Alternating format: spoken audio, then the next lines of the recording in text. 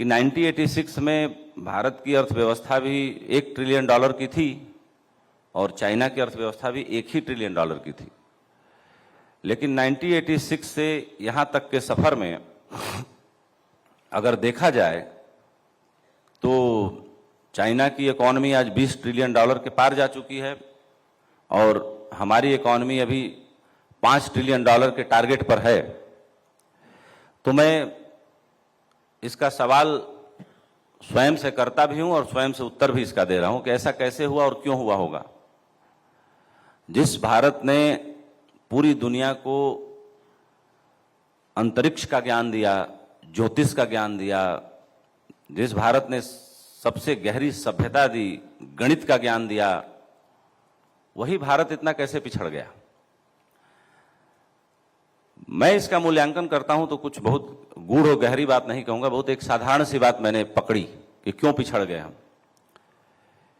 इसलिए पिछड़ गए कि हमारे यहां और पश्चिम में एक मूलभूत अंतर है।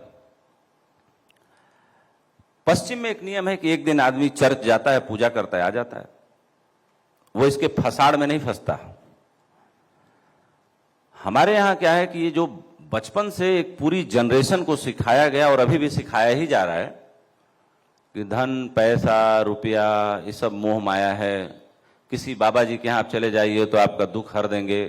उनको अपने दुखों का ही नहीं पता कि वो कितने दुख में है, वो दूसरे का दुख क्या हरेंगे। लेकिन एक पनपती हुई आबादी, एक आकार लेती हुई तरुणाई, एक ऐसी प्रतिभावान जनरेशन जो इस देश के पास है, उसको हमारे यहाँ की इस एक धारणा ने जीते जी मुर्दा कर दिया। सोचने की उसकी सारी शक्ति छीन ली उससे।